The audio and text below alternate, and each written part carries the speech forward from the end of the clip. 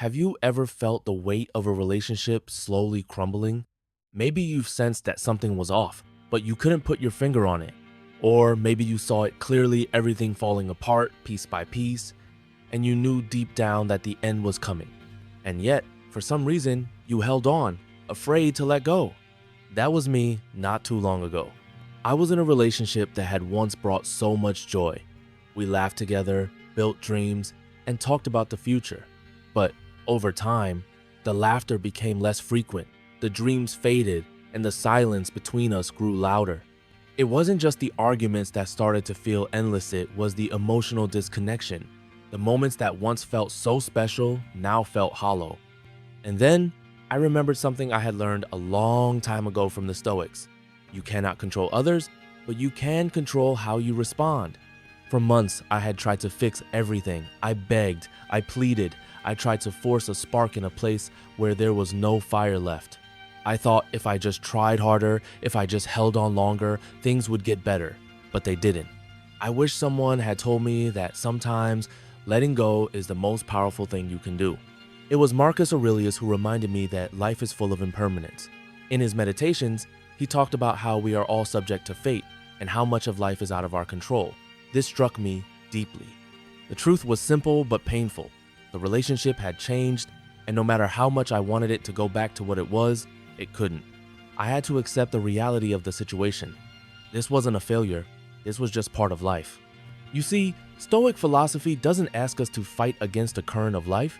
Instead, it encourages us to flow with it, to recognize when something is beyond your control, and to let it go with dignity and strength. This was the lesson I learned, and it wasn't easy. Letting go felt like admitting defeat. It felt like I was abandoning something I had worked so hard to build. But as I started to internalize the Stoic wisdom, I began to see the truth clearly. Sometimes, the bravest thing you can do is walk away from what no longer serves you. And that was my first real step toward healing.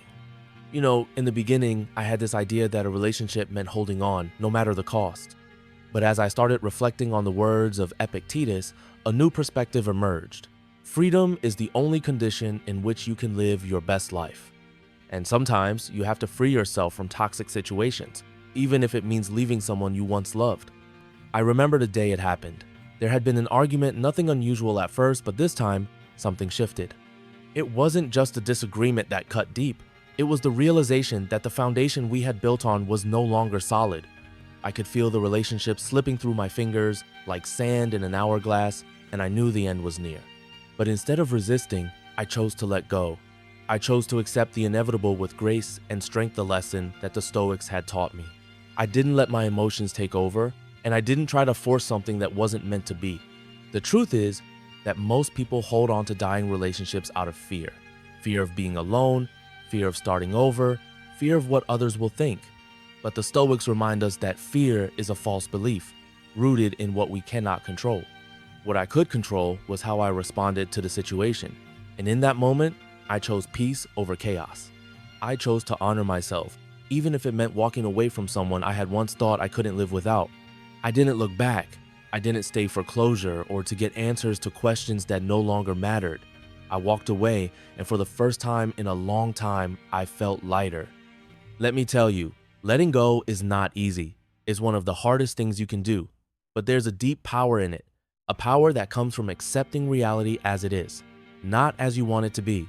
As I began moving on, I turned to Seneca for advice. He talked about how important it is to live in accordance with nature. And in relationships, this means understanding when to leave, when things are no longer in harmony. I didn't rush to fill the void. I took time to reflect on what I had learned from the relationship.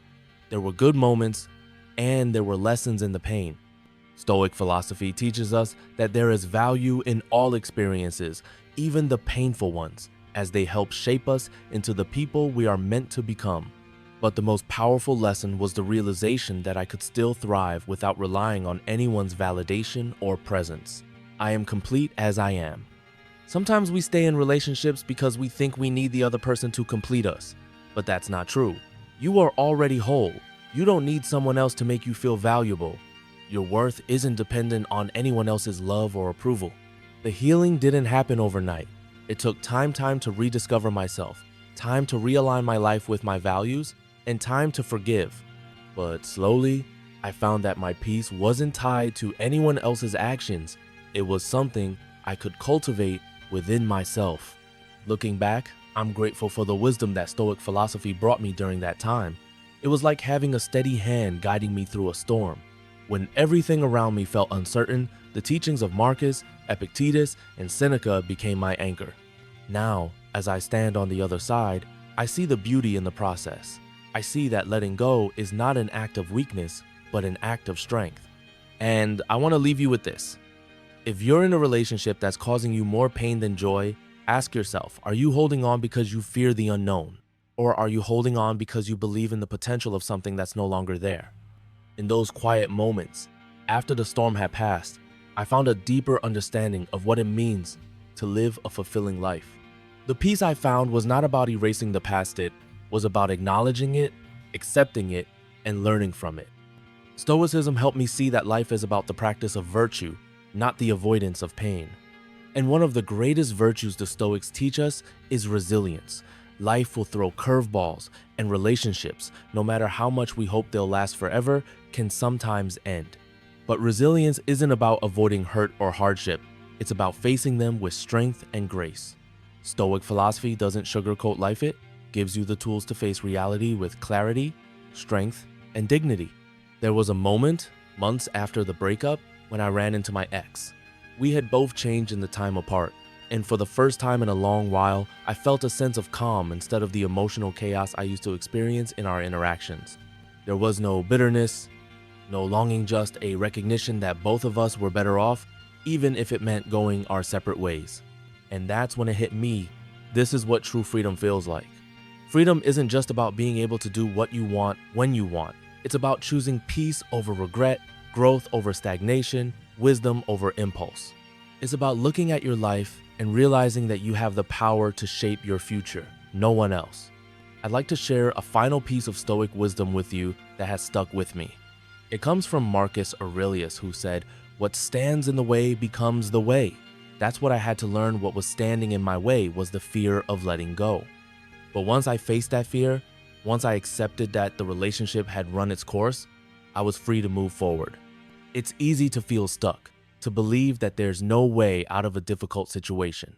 Whether it's a relationship, a job, or any other aspect of life, we all face moments when we feel trapped by our circumstances. But here's the thing, the obstacle isn't the end of your journey, it's the beginning of something new. The moment you face the obstacle and move through it with the strength of your character, you become the person you were meant to be. I learned that life will continue to challenge us. It will push us, pull us, and at times, break us. But through all of this, we have the choice to respond. And when we respond with wisdom, when we act with virtue, we can navigate any storm. I didn't just survive the end of that relationship, I thrived, and I know you can too. Whether you're going through a difficult breakup or just facing a tough time in life, remember that you have everything you need inside you to overcome it. The Stoics don't teach us to be invincible to pain, they teach us how to grow through it. And through their teachings, I learned that the path to peace and freedom lies in acceptance, not resistance. As you go through your day, I want you to ask yourself, what are you holding on to that no longer serves you? What in your life is weighing you down, preventing you from being your best self? And most importantly, are you ready to let go? I encourage you to take a step back. Look at your life through the lens of Stoic philosophy and allow yourself the freedom to let go of what you can't control. The moment you do, you'll find a sense of peace that you didn't think was possible. Embrace the wisdom of the Stoics. Accept what you cannot change. Respond with courage and know that you are in control of your own peace and happiness. Thank you for taking the time to listen to my story. If you found it valuable, I'd love for you to join the community here at The Modern Stoic. We dive deep into these teachings and how they can help us navigate the challenges of today's world. Don't forget to like, subscribe, and click the notification bell so you don't miss out on future stories and insights from the Stoics. Together, let's continue the journey of mastering ourselves and living a life of virtue, wisdom, and freedom. Until next time, stay grounded, stay wise, and remember what stands in the way becomes the way.